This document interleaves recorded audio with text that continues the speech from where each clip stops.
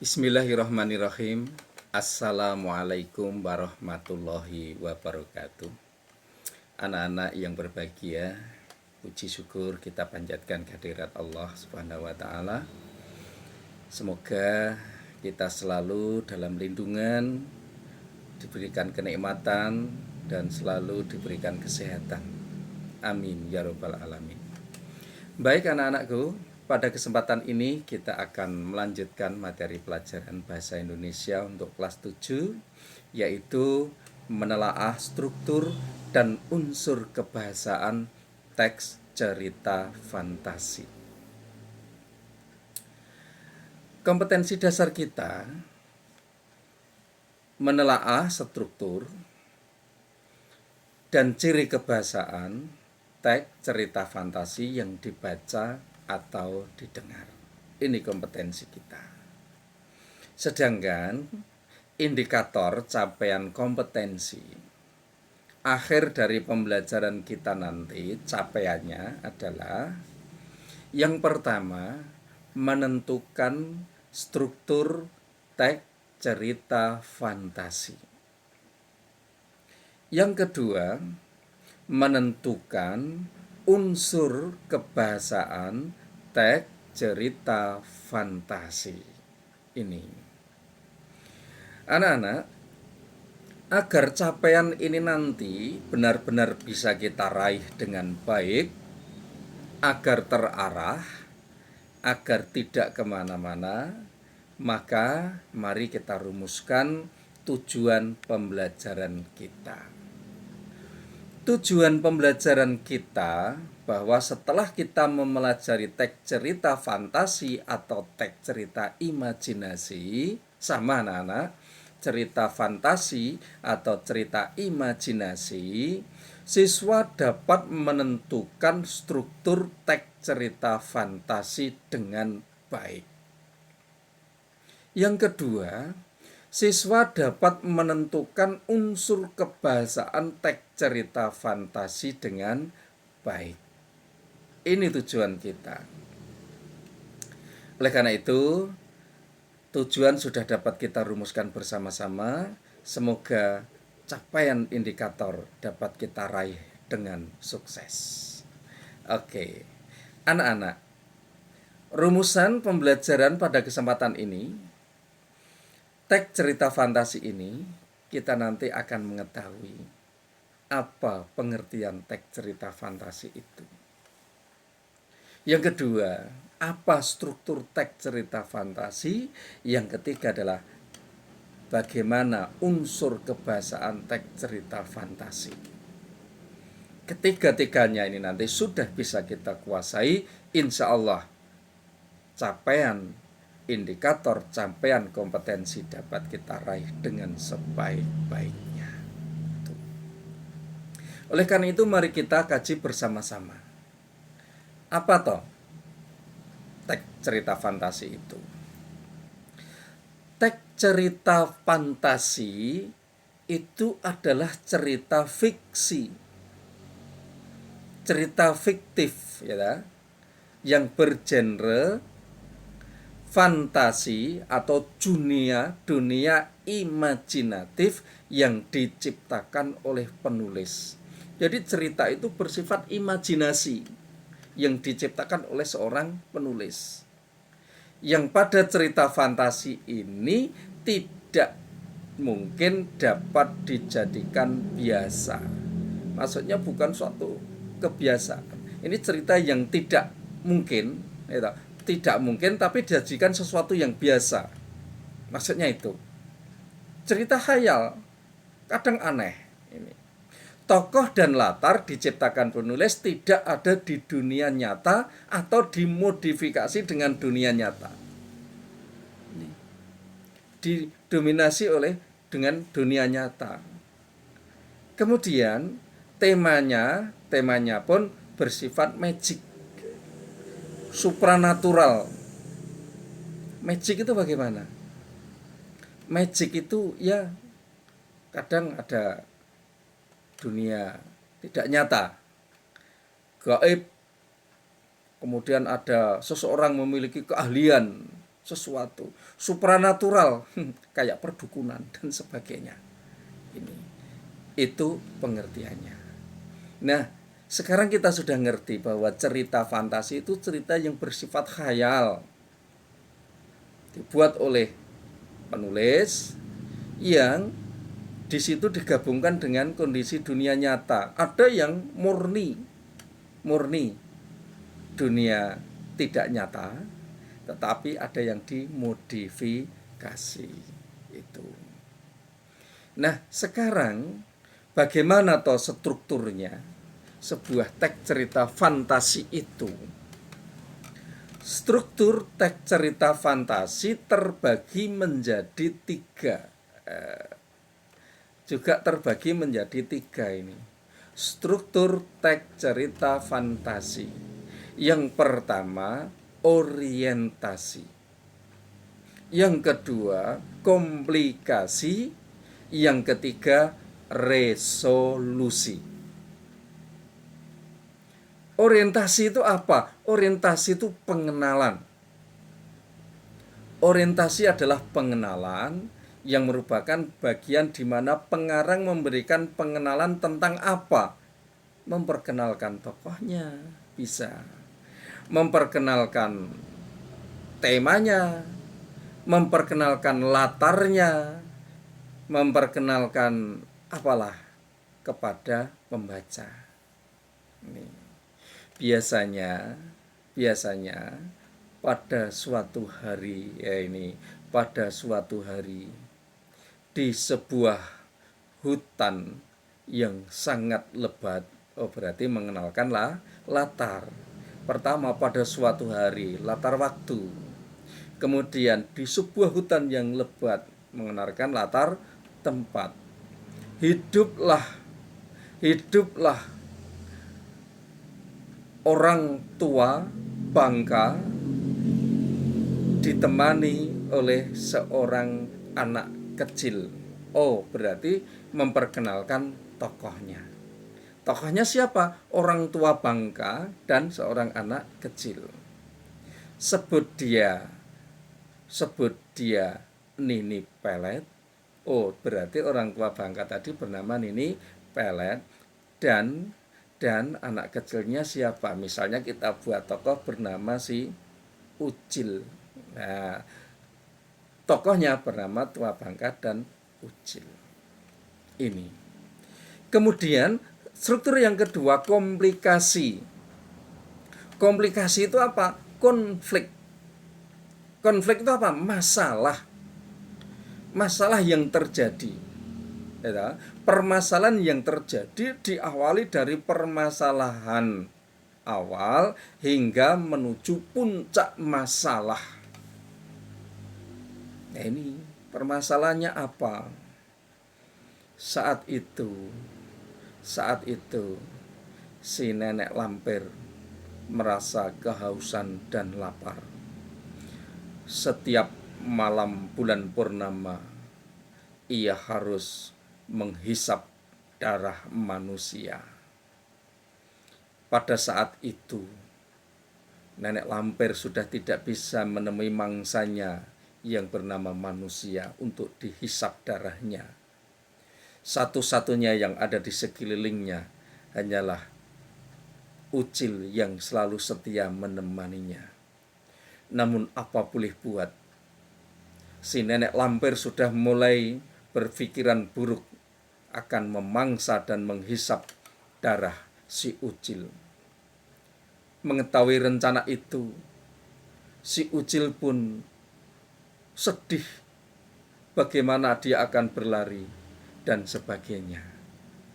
Terjadi konflik, masalah. Masalah siapa? Masalah pelaku. Yang kesehariannya setiap bulan purnama itu si nenek lampir harus menghisap dan memakan dan menghisap darah yang jadi mangsanya, tidak mendapatkan mangsa.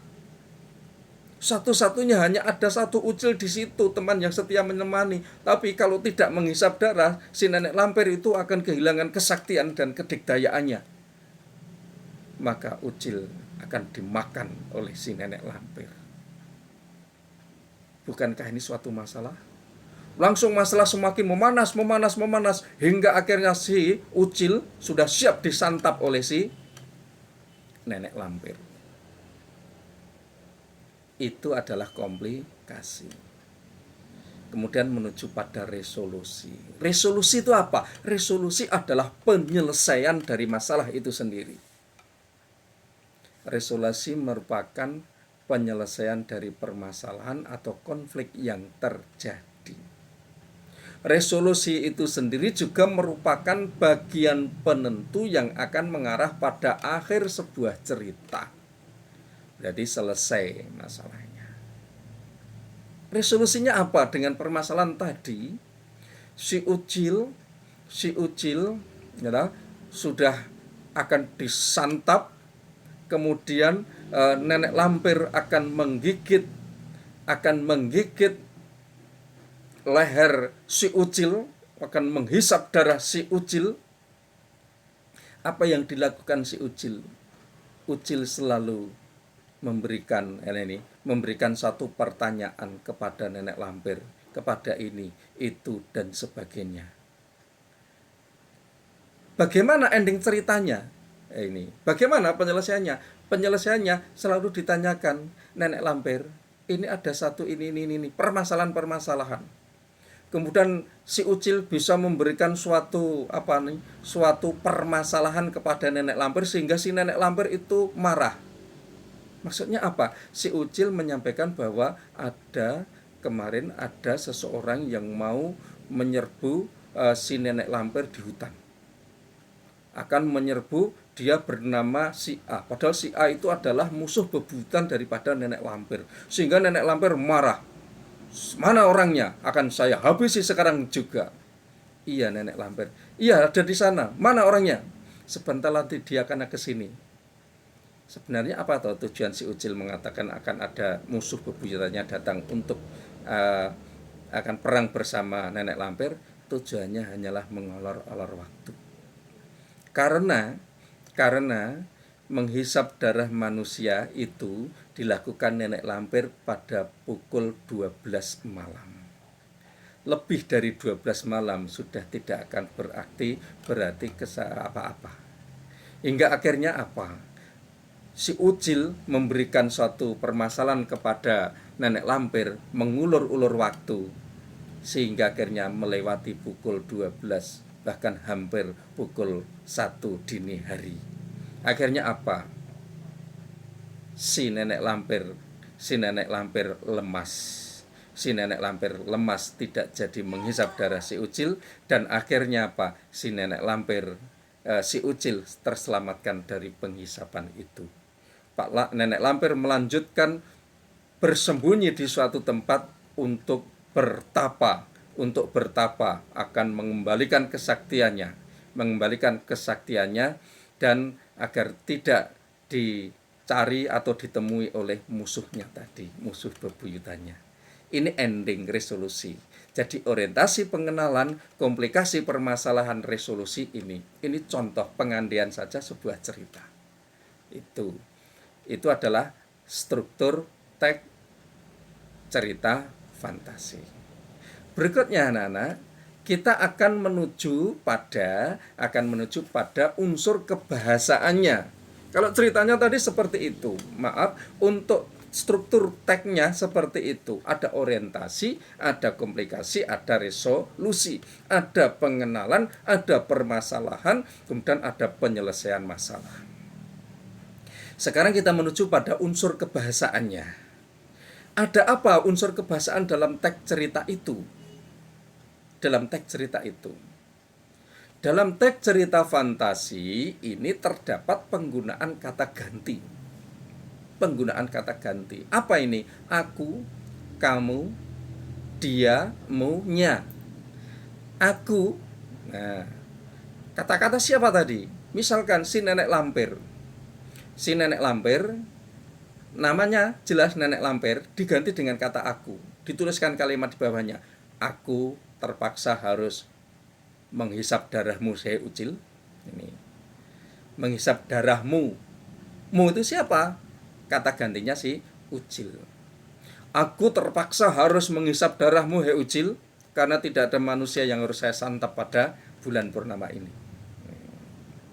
Kemudian yang kedua, pencerapan indera.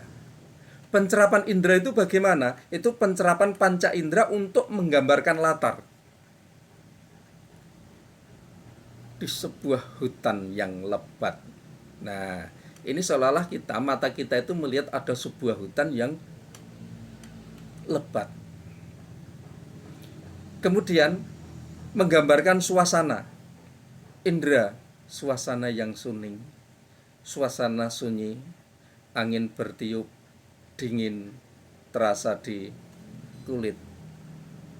Pencerapan indera untuk menggambarkan latar suasana dan sebagainya. Yang ketiga, ada makna kias, makna yang bersifat khusus. Kias khusus, contohnya hidung mancung. Nah, kata kias mancung, mancung itu kan pengertiannya hidung yang menonjol panjang, mancung. Ini hanya salah satu contoh saja. Kemudian kata sambung urutan waktu. Biasanya di sana terdapat kata kemudian, setelah itu, bersamaan dengan itu, dan seterusnya. Ini kata sambungnya. Dan juga di sana ada dialog berupa kalimat langsung. Namun ada juga yang tidak ada dialog. Tapi ini biasanya di dalam teks cerita fantasi terdapat kalimat langsung atau kalimat berbentuk dialog. Ini anak-anak, unsur kebahasaan, ada penggunaan kata ganti, pencerapan indera, makna kias, makna khusus, kata sambung, urutan waktu, dan sebagainya. Kita lihat berikutnya. Ada contoh cerita. Nah, ini ada contoh cerita fiksi atau cerita apa ini anak-anak? Cerita imajinasi atau cerita fantasi. Judulnya Malin Kundang. Malin Kundang adalah kisah seorang pemuda yang tinggal di wilayah Sumatera Barat. Sudah memperkenalkan kan? Kenalkan apa? Tempat. Malin Kundang mengenalkan tokoh. Dia tinggal di sebuah desa bersama ibunya. Ayahnya telah tiada sejak dia masih kecil. Ibu dari Malin Kundang merupakan seorang petani. Suatu hari, Malin merasa kasihan melihat ibunya.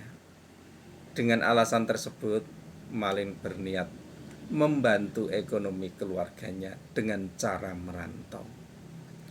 Pada awalnya sang ibu tidak mengizinkan Malin untuk pergi merantau. Namun lama-kelamaan ibunya mengizinkan Malin untuk pergi.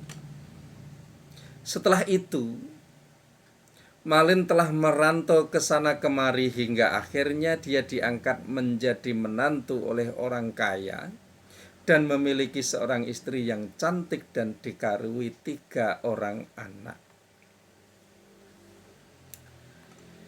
Singkat cerita, setelah itu Malin berkunjung ke kampung halamannya. Dengan adanya kedatangan Malin, ibunya mendengar kabar kedatangan anaknya kembali ke desa asalnya. Lalu ibunya bergegas menuju ke pantai untuk menyambut anaknya. Namun bukannya disambut, ibunya merasa sakit hati karena Malin justru malah memaki-maki ibunya sendiri dan tidak menganggap sebagai ibunya. Setelah itu, ibunya merasa kecewa dan sakit hati dan mengutuk Malin menjadi batu.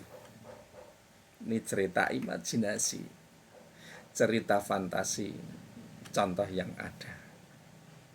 Oleh karena itu anak-anak, mari sekarang kita analisis berdasarkan strukturnya. Analisis berdasarkan strukturnya.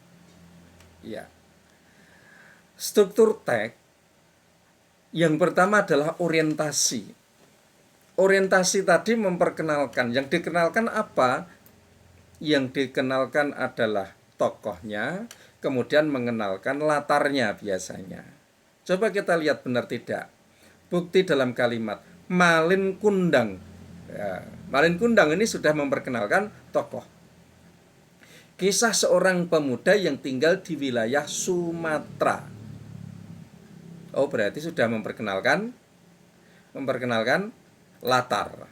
Dia tinggal di sebuah desa bersama ibunya. Oh, mengenalkan tokoh. Ayahnya telah meninggal semenjak dia masih kecil. Ibu dari Malin Kundang adalah petani. Yang kedua, komplikasi. Mana komplikasinya? Komplikasi adalah permasalahan. Apakah di situ sudah ada permasalahan, anak-anak? Kita pahami bersama-sama. Lalu ibunya bergegas menuju ke pantai untuk menyambut anaknya.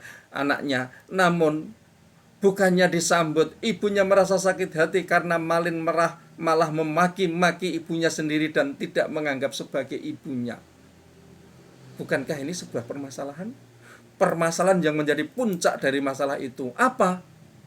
Malin memaki-maki ibunya, padahal ibunya betul-betul sudah kangen kepada anaknya yang saat itu ini diizinkan untuk merantau oleh ibunya.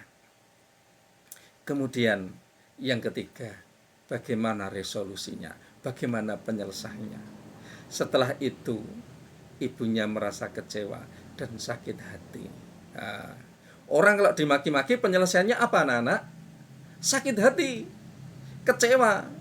Maka mengutuk si Malin Kundang menjadi batu. Selesai ceritanya. Itu adalah struktur teks. Paham, anak-anak? Oke, kita akan berlanjut pada unsur kebahasaannya. Lah ini luas sekali. Kita membicarakan masalah unsur kebahasaan. Di situ kita kaji ada 6. Pertama, penggunaan kata ganti. Kata ganti. Contoh kalimatnya apa? Dia tinggal di sebuah desa bersama ibunya. Dia. Nah, dia itu kata ganti siapa? Malin Kundang. Ini menggantikan kata Malin Kundang. Harusnya Malin Kundang tinggal, tapi cukup dikatakan dengan dia. Kemudian pencerapan indera mendeskripsikan latar. Mana yang pencerapan indera mendeskripsikan latar? Lalu ibunya bergegas menuju ke pantai. Ketika ke pantai, kita menggunakan indera apa ini? Ya betul, penglihatan untuk menyambut anaknya. Lalu ibunya bergegas menuju ke pantai untuk menyambut anaknya. Menuju ke pantai berarti kita melihat sebuah pantai. Ada makna kias. Ada makna kias. Kata-katanya apa? Telah tiada. Telah tiada itu maksudnya apa? Ini pengiasan dari meninggal. Kemudian adanya kata sambung penanda urutan waktu. Tadi ada kata apa? Setelah itu. Setelah itu Malin telah merantau ke sana kemari hingga akhirnya dia diangkat menjadi menantu. Singkat sekali ceritanya. Kemudian penggunaan ungkapan keterkejutan. Terkejut ini ada keberbalikan sesuatu yang diharapkan. Gitu loh. Seolah terkejut. Apa ini? Namun bukannya disambut. Ibunya merasa sakit hati karena Malin malah memaki-maki. Lah ini. Yang keenam, adanya dialog atau kalimat langsung. Kebetulan dalam teks cerita tadi ada dialog tidak, anak-anak? Tidak. Dalam teks tidak terdapat dialog atau kalimat langsung. Ini yang perlu kita ketahui, anak-anak. Unsur kebahasaan sudah bisa kita tahu. Berikut, mari kita simpulkan, anak-anak, bahwa struktur teks cerita fantasi terdiri dari apa saja?